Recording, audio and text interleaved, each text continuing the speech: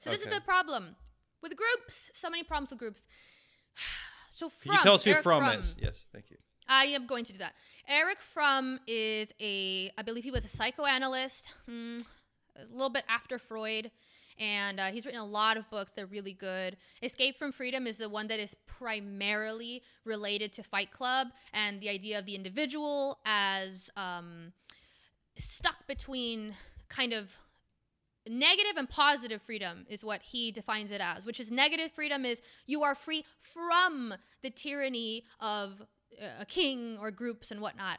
But positive freedom is you are free to become what you would like to become, to pursue what you would like to pursue.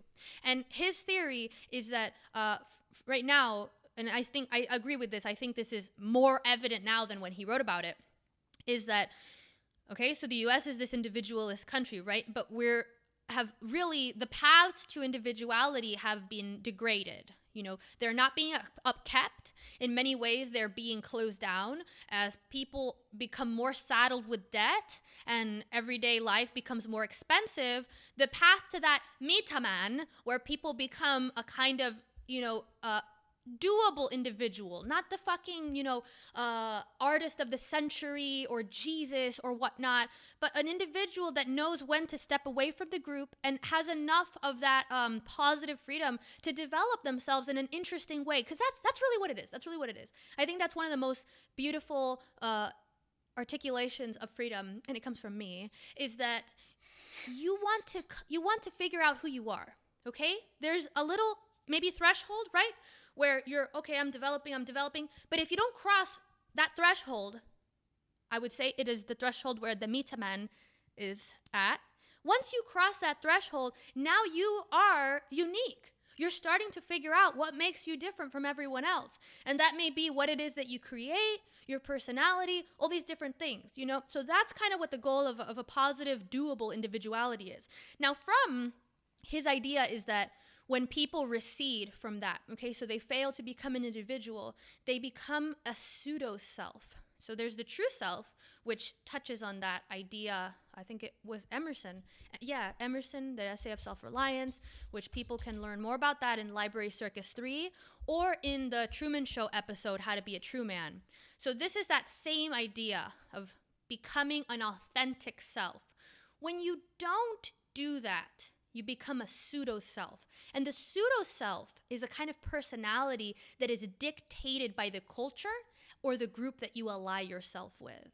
And that's a very dangerous thing, because when you have a mass of people that start to mold themselves based on the whims of a group or a government, that's how you have the birth of authoritarianism, where everybody, and people always say this, like, why did everybody go along with it? Well, because they were all having their identities, their interests, their beliefs dictated by a larger entity. And individuality is the most powerful tool I see for preventing that phenomena where everybody goes along with a perverse group ideology. I endorse it for a variety of reasons. And also I was just trying to do some freestyle etymology while you were talking to make sure that, because I was like, I made up a word in German. I don't speak German. I wanted to make sure I didn't accidentally make up some word that was like the Nazis used. Give me something shitty, yeah. Yeah, I didn't want to be like, and then we're just talking like using this German word. We don't know that we're accidentally using that. No. And I was like, okay, that wouldn't be great. So as far as I can tell, no. But apparently Meatmensch means fellow man. Fellow man. I don't, that may be messed up. It might be something not great, yeah.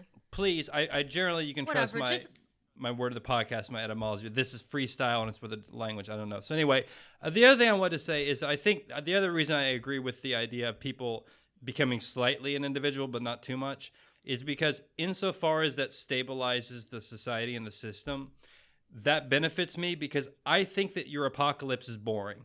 I don't want to go through a revolution because it's going to be fucking boring. Because I already know what revolutions are like because I read about them. And it's just going to be a bunch of morons like burning things down and like killing each other. And I just, for my own sake, I like the idea of a robust middle class of those values in a completely selfish way, because I have no desire to live through a revolution or whatever that would be. And again, I think we're going to talk about this briefly in this movie. I don't actually think anyone wants that. I don't think anyone really. There are some people who are maybe so completely, really nihilistic in some ways, or sociopaths, or maybe just so grabbed and held by ideology because that's replaced something else in their life. Maybe there are people that are truly that possessed by that. I'm using the language of Jordan Peterson a little bit and speaking about that. That they would want it. But my feeling is that I really just, and we talk about this a lot, that I have this belief that people don't actually understand what the horror of life can get to. And you need to read history to understand how bad it can get. And that it's going to give you just a glimpse into how bad things can get. And then if you're a reasonably sane person, you try to say no to that and at any possible way you can.